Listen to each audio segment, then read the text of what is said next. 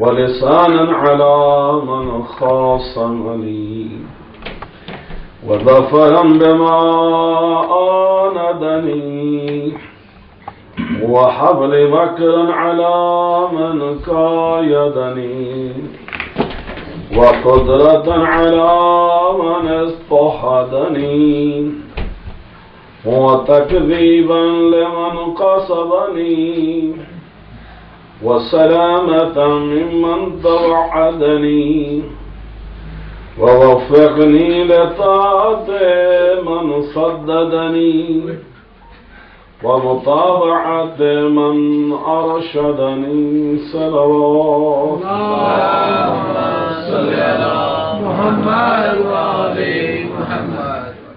امام علیہ السلام نے دعائے مکارم الاخلاق میں اس پیراگراف میں ایک نئے انداز میں اللہ سے ہم کلام ہونے کے لیے ہمیں تربیت دی ہے. اللہ فرماتے ہیں وَاجْعَلْ لِي يَدًا عَلَى مَنْ ظَلَمَنِي، وہ اللہ جو مجھ پر ظلم کرے تو مجھے اس ظالم پر غلبہ دے، یعنی ایسی طاقت دے، ایسا ہاتھ دے، ایسی قدرت دے کہ ایسا نہ ہو کہ ظالم مجھ پر فتح پا جائے. اب یہاں سے دو چیزیں ہیں. ایک تو یہ ہے کہ اسلام کبھی بھی پہل کرنے کی اجازت نہیں دیتا. اب جو بھی ظلم کرے گا تو یہاں پر کیا ہے کہ اے اللہ ہمیں اپنا دفاع کرنے کی توفیق عطا فرما.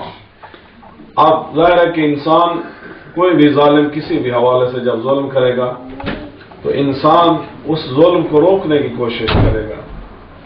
اب ظاہر ہے کہ کس طرح ہوتا ہے، ممکن اگر کوئی حملہ کر رہا ہے کسی ہتھیار سے تو انسان بعض اوقات وہاں سے غائب ہو جاتا ہے، یا ہتھیار کا مقابلہ ہتھیار سے کرتا ہے، یا قانون کا مقابلہ قانون سے کرتا ہے.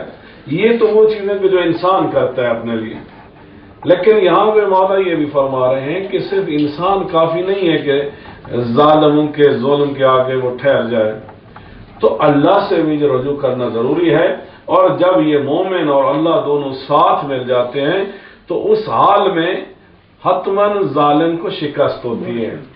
ممکن ہے ظالم 1 سال 2 سال 5 سال 10 سال، کیونکہ اللہ بہرحال کسی حد تک لوگوں کو ڈھیل دیتا ہے. شاید یہ سنبھل جائیں، شاید یہ توبہ کر لیں، شاید یہ راہ راست پر آ جائیں، تو ممکن ہے اس عرصے میں کچھ ظالم مسلمانوں پر مومنین پر ظلم کریں. لیکن کسی بھی مومن کو اسلام یہ اجازت نہیں دیتا کہ وہ جان بوجھ کر مظلوم بنے. اسلام یہ بھی اجازت نہیں دیتا کہ کوئی شخص کسی پر ظلم کرے، اس لیے کہ بہت واضح ہے قرآن میں اللہ تعالیٰ نے فرمایا ہے ان اللہ لا یحب الظالمین، کہ وہ ہر وہ شخص جو ظالم ہے اللہ ان سے محبت نہیں کرتا. یا لعنت اللہ علی الظالمین، اللہ کی لعنت ان لوگوں پر کہ جو ظالم ہیں. اب ہمیں بھی کوشش کرنی چاہیے کہ ہم خود بھی کسی پر ظلم نہ کریں. اپنی ذات پر بعض اوقات ظلم کرتے ہیں، بعض اوقات گھر والوں پر، بعض اوقات ہمسایوں پر، رشتہ داروں پر، مختلف حوالے سے.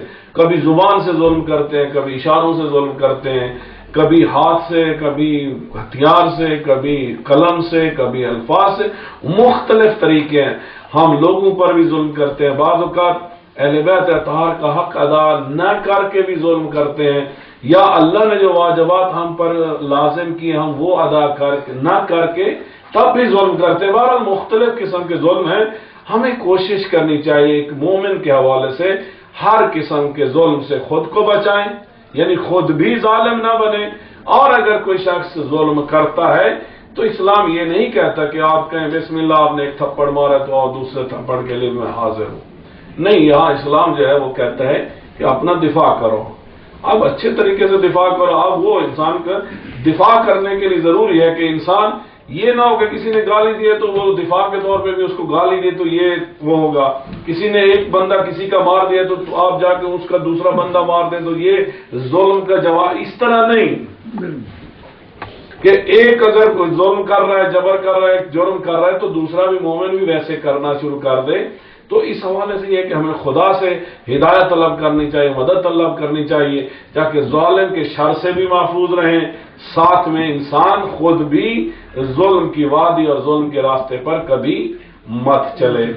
تو یہ مولا کا پہلا جملہ۔ دوسرے جملے مولا فرماتے ہیں وَلِسَانًا عَلَى مَنْ خَاصَمَنِي، اے اللہ یعنی خصومت، کوئی جس سے کوئی دشمنی کرتا ہے۔ اب پہلا تو ایک ظلم ہے، ممکن ہے وہ زبان کے علاوہ، یہاں پہ بعض اوقات دشمنی جو ہے وہ لوگ زبان کے ذریعے کرتے ہیں، یعنی کسی کی غیبت کر کے، کسی پر تہمت لگا کے، کسی کو گالیاں دے کے۔ There are different ways to hurt the people with our words. So here Imam alayhi salam is asking Allah subhanahu wa ta'ala, oh Allah, those who are my enemies and they want to hurt me through their tongue, through their words, through their statements. So Allah protect me from them and also give me the capability.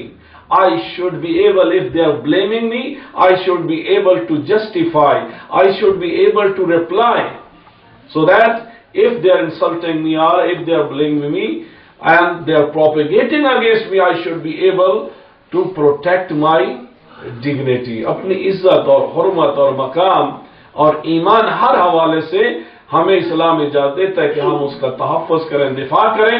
تو اس لیے امام علیہ السلام بھی یہی فرما رہے ہیں، اللہ میری زبان میں اتنی طاقت دے، اگر کوئی 100 باتیں کرتا ہے، 100 الزام لگاتا ہے، تو میں ایک دفعہ بھی جواب دوں تو اس کے اندر اتنا اثر ہو کہ ہزار لوگوں کے جھوٹ اور پروپیگنڈے ایک طرف، اور میں جو بات کروں وہ جو ہے وہ حجت شکن بات ہو، اس کا اتنا اثر ہو کہ دشمن کی ساری باتیں اور سارے الزامات دھرے کے دھرے رہ جائیں، اور تیرے نزدیک بھی میری عزت ہو اور لوگوں کے درمیان بھی میری عزت برقرار رہے۔ صلوات اللہم صلی علی محمد و آل محمد۔ نیکسٹ جملے مولا فرماتے ہیں وَظَفَرًا بِمَنْ عَانَدَنِي، ظفر یعنی کامیابی دے، اللہ ہمیں کامیابی دے دشمنوں کے مقابلے میں۔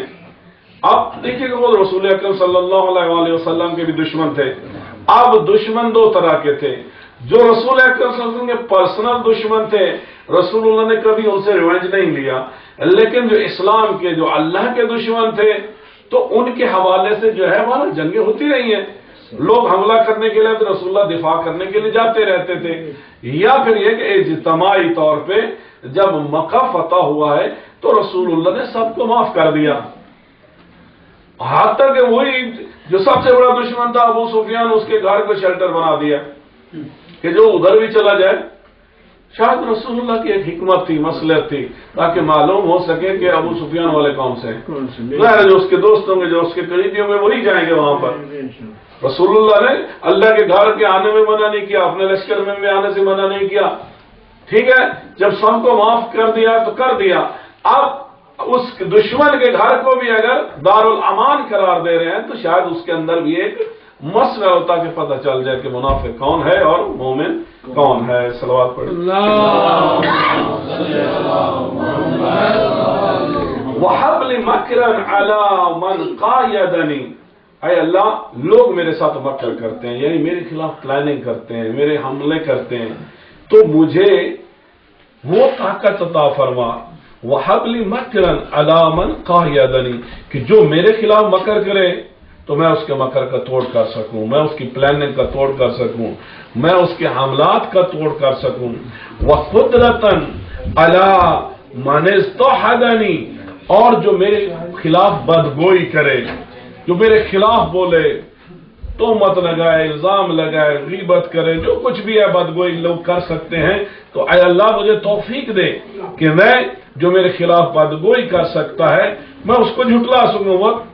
وہ قدرت اعلیٰ، مجھے قدرت دے کہ لوگ میرے خلاف اگر باتوں کے ذریعے میرے خلاف میری عزت کو، میری حرمت کو، میرے مقام کو جو اگر ڈیمیج کرتے ہیں تو مجھے ہمت دے کہ میں ان کے الفاظ کا، ان کی باتوں کا جواب دے سکوں، اور لوگوں کو بھی، ظاہر لوگوں میں باتیں ہوتی ہیں، لوگوں میں انسان کی جو ہے یہ عزت اور احترام اور یہ ساری چیزیں خراب ہوتی ہیں، تو لوگوں کو مطمئن کرنے کے قابل میں ہو سکوں۔ آگے مولا فرماتے ہیں وَتَكْذِيبًا لِمَنْ قَصَبَنِي، اور جو مجھے جھٹلائے تو میں اس کو اس قادر ہو، یعنی میں بات سچی کر رہا ہوں لیکن وہ مانتے نہیں ہیں یا کہتے ہیں جھوٹ بول رہا ہے، یا مثلا ایک مقصد ہے، ایک مشن ہے جس کے لیے انسان کام کر رہا ہے، تو لوگ کہیں گے نہیں اس کی بات نہیں سنو گے، یہ غلط فرقہ یا غلط عقیدہ، یہ اس حوالے سے کسی بھی حوالے سے جو لوگ تکذیب کرتے ہیں تو اتنی طاقت ہو کہ ہم ان کو جھٹلا سکیں اور اپنے دلائل کے ذریعے، اپنے ریفرنس کے ذریعے اتنی طاقت ہمیں دے دیں کہ ہم ان کی باتوں کا جواب دے سکیں۔ وَالسَّلَامَةَ مِمَّن تَوَعَّدَنِي، اور جو مجھے ڈرائے دھمکائے تو اس کے خلاف مجھے سلامتی عطا فرما۔ اب بعض اوقات یہی ہوتا ہے کہ انسان کوئی دھمکی دیتا ہے، ڈراتا ہے، انسان خوف میں آ جاتا ہے، خوف میں آ جاتا ہے تو انسان وہ جو تبلیغ اسلام کر رہا ہے یا جو نیک کام کر رہا ہے اس کو چھوڑ دیتا ہے۔ تو کس کی وجہ سے؟ خوف کی وجہ سے۔ مولا کیا فرماتے ہیں؟ اللہ ظالم کا کام یہی ہے، دشمن کا کام یہی ہے، کافر و مشرک کا کام یہی ہے کہ وہ مجھے ڈراتے رہیں، دھمکاتے رہیں، لیکن تو کیا کر وَسَلَامَةً، کہ لوگ جب مجھے ڈرائیں دھمکائیں تو اس وقت تو مجھے سلامتی عطا فرما، میرے نفس کے اندر، میرے روح کے اندر، میرے کام کے اندر مجھے سلامتی عطا فرما، تاکہ ایک کنٹینیوٹی کے ذریعے جو نیک کام ہے ہم اس کو جاری رکھ سکیں اور کسی کے دھمکی میں، خوف میں، لالچ میں کسی بھی حوالے سے ہم نہ آئیں۔ وَوَفِّقْنِي لِطَاعَةِ مَنْ سَدَّدَنِي، اے اللہ وَوَفِّقْنِي لِطَاعَةِ، مجھے طاقت دے یا مجھے اتنی توفیق دے کہ میں تیری اطاعت کے حوالے سے اپنی اصلاح کر سکوں، مجھے کامیابی عطا فرما کہ میں تیری اطاعت کے لیے شیطان کے آگے، دشمنوں کے آگے ایک ایسا محکم بند باندھوں، صد بنا دوں، ایک ایسا بند باندھوں، ایک ایسی دیوار سیسک پلائی ہوئی کھڑی کر دوں کہ شیطان پھر میرے دل میں نہ آ سکے، میری سوچوں میں نہ آ سکے، یا دشمنان اسلام یا دشمنان ایمان یا ذات کے دشمن یا ایمان کے دشمن کسی بھی حوالے سے وہ کامیاب نہ ہوں۔ اب یہ اللہ سبحانہ وتعالی توفیق دیتا ہے کہ انسان اس قابل ہو کہ خداوند متعال کا خاص کرم اور مہربانی انسان کے ساتھ جب شامل ہو تو پھر انسان اطاعت کرتا ہے۔ اب رسول اللہ کی اطاعت، ائمہ کی اطاعت حقیقت میں اللہ کی اطاعت ہے، لیکن اطاعت یا تو دشمن بھی نہیں کرنے دیتے، اور خود سب سے بڑا دشمن ہمارے نفس کے اندر بیٹھا ہے، نفس امارہ ہمارے اندر بیٹھا ہے۔ مثلا دل کرتا ہے، پتہ بھی ہے نماز واجب ہے، لیکن نفس کہتے سو جا، ابھی سونے کا ٹائم ہے، یا دل کرتا ہے کہ خمس ادا کر دو، لیکن نفس کہتا ہے کہ پیسے چلے جائیں گے، یا دل کرتا ہے غریبوں کی، یتیموں کی، مسکینوں کی مدد کر دیں، لیکن نفس کہتا ہے کہ نہیں کرو، تم خود بڑے مسکین ہو۔ تو یہ نفس امارہ جو ہے انسان کا جو سب سے بڑا دشمن ہے، وہ اللہ کی اطاعت سے انسان کو محروم رکھتا ہے۔ تو یہ پروردگار ہے کہ جو اس نفس پر بھی ہمیں کنٹرول کرنے کی توفیق عطا فرماتا ہے۔ تو اس لیے ہمیشہ ہر وقت ہمیں اللہ کے ساتھ رجوع کرنا چاہیے، دعا کرنی چاہیے، مناجات کرنا چاہیے۔ یقیناً ایک لمحہ ایسا آتا ہے جب دعا بھی قبول ہو جاتی ہے اور پروردگار ظاہر ہے کہ جب چاہے تو پھر اللہ کے حضور کسی وقت کسی چیز کو بدلنا بہت آسان ہوتا ہے۔ اب ایک شخص تھا، بہت بڑا گناہگار بھی تھا، اور ایک وقت میں امام موسیٰ کاظم علیہ السلام کا جب گزر ہوا بغداد کی کسی گلی سے، تو وہاں پہ شراب اور کباب اور ایسی محفلیں جو موسیقی اور گناہ کی چل رہی تھیں، تو امام علیہ السلام نے دروازے کو ناک کیا، تو اس شخص کی کنیز نکلی۔ تو مولا نے پوچھا کہ یہ کسی آزاد شخص کا گھر ہے یا کسی غلام کا؟ تو کنیز نے جواب دیا میں اس کی نوکرانی ہوں، وہ تو آزاد ہے۔ تو مولا نے فرمایا اس کو جا کے کہنا تو واقعاً آزاد ہے، اسی وجہ سے اللہ کی غلامی چھوڑ دی ہے اور یہ سب کچھ ہو رہا ہے۔ اور جب یہ جملہ مولا کا اس تک پہنچا، اس نے اسی دن جو ہے توبہ کی۔ فضیل عیاض اس کا نام ہے، اور وہ بہت بڑا ولی بن گیا ایک جملے سے، مولا کے ایک جملے سے، کہ اگر یہ غلام ہوتا اللہ کا تو یہ گناہ نہ کرتا۔ تو ایک جملے نے جو ہے ظاہر ہے کہ وہ اللہ کی طرف سے توفیق ہو یا امام کی طرف سے ہو یا رسول کی طرف سے ہو، تو انسان کس طرح کا مقدر انسان کی زندگی جو ہے وہ بدل جاتی ہے. پروردگار ہم سب کو توفیق دے کہ اللہ تعالیٰ کی اطاعت کریں اور محمد و آل محمد کی تابعیت میں رہیں. پروردگار میرا راست پہ چلا ہم سب کے اعمال کو، نیکیوں کو، افطار کو، دعا کو، عبادات کو منظور و مقبول فرما. حضرت امام زمان علیہ السلام کو جلد ظہور فرما، ان کی زیارت سے مشرف فرما، ان کے یاران و انصار میں شامل فرما.